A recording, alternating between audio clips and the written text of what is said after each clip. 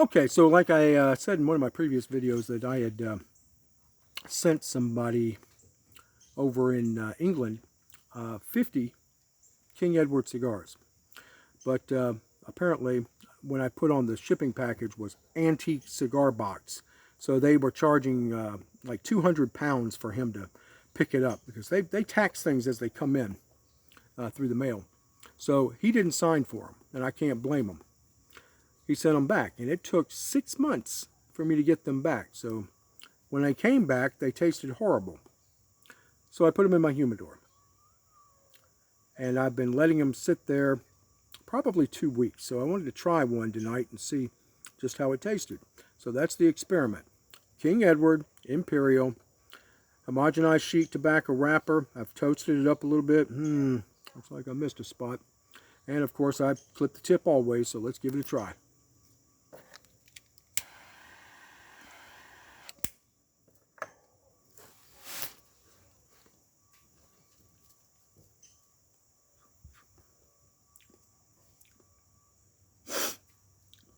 It's a little flat tasting still.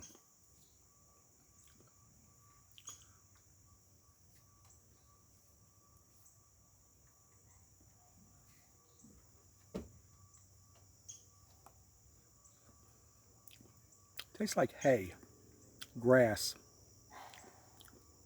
That graham cracker aftertaste that you usually get with the homogenized sheet tobacco wrapper, not there.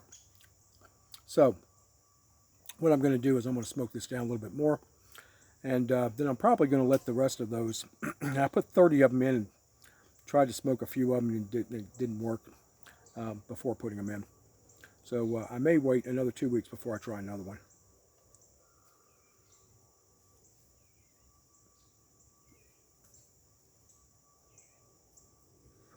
Generous smoke output as always. Flaking on the ash. You know, the Swisher products flake more than the White Owl and the Dutch Masters. However, the Phillies, they flake even worse than the King Edward or the Swisher products. The burn is pretty good. Not razor sharp, but what do you expect? It's a short filler cigar.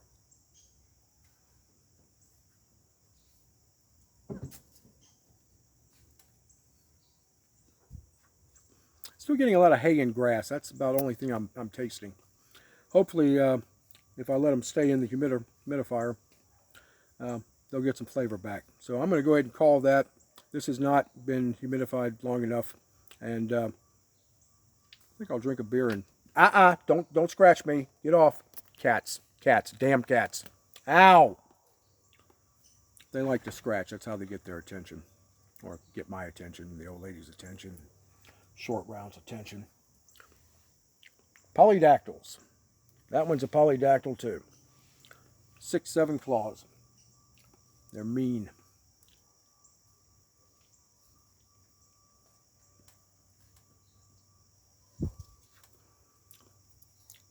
Yeah, just grass and hay. So what I'm going to do is put that one down. And I have been aging these as well. This is the Perdomo lot 826, I believe. 826. So we're going to see how that does. Might as well do it right now rather than putting it down. Let's trim it up.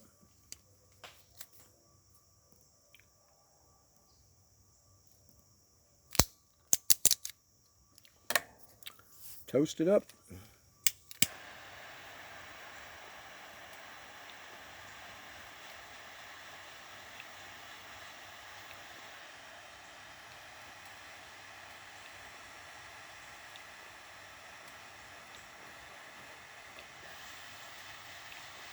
All right.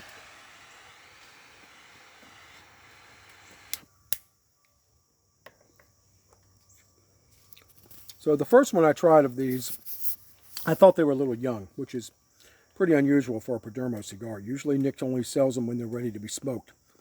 But I just didn't think it had much flavor. I mean, it's a good cigar, but it's not Perdomo good.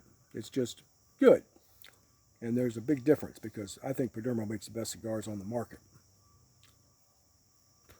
And the other bundles that I've gotten, whether it's a Fresco, which is a good cigar, the Oba Oba, which is only available through bestcigarprices.com, excellent in a Maduro. I tell you what, for 40 bucks you get 20 sticks, and that's $2 a stick, and you just can't beat it. Which is about what this was, $2 a stick. So you get a cigar made by Nick Perdomo, and it's $2 a cigar. You expect, well, probably not, I probably wanted this to taste better than I thought it would. So, if that makes any sense. Oh, what am I drinking? Let me put the cigar down, and I'm going to pour this in a tulip glass. I'm drinking that Mexican Pilsner again. They call it a Pilsner. I call it a lager. I can't even pronounce it. Maybe you can. That's a nice head.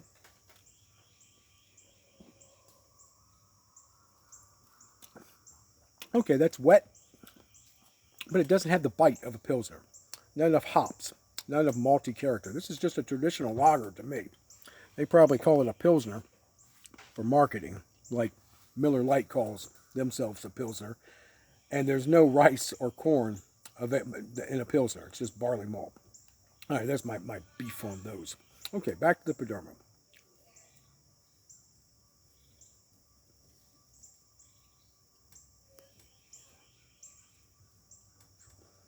All right, nice generous smoke output.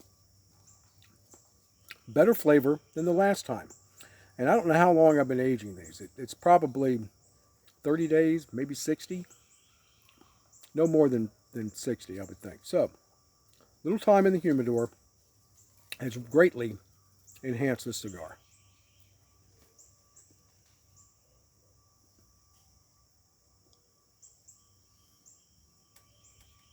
Very clean through the retrohale. Very nice. Perfect burn. That's what Nick's famous for. Good burn, good taste, good value. I mean, I did smoke a Cohiba the other day while we were at the lounge. And that was the best cigar I've smoked all year. I have to admit it. I told the guy who gave it to me, I said, that's the best cigar I've smoked all year. And I smoked it down to the nub, which I rarely do. Usually I'm a 2/3 smoking kind of guy, and I get rid of them. But that cigar tasted so good and was so mild and mellow and everything that you did not expect from a Cuban cigar, I got from a Cuban cigar. I got good flavors, and I just, every time I retrohaled, I wanted to take another puff and retrohale again, take another puff and retrohale. It was just by far the best cigar I've smoked all year. Okay, so how does that equate to this? Well, this ain't as good, but for $2 a cigar instead of 35,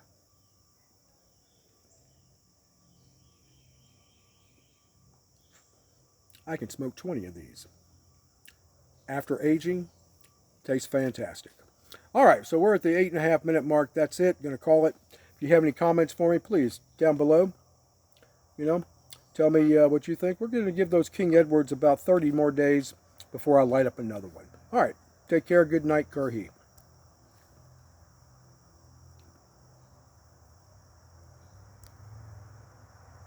If I can get this to shut off.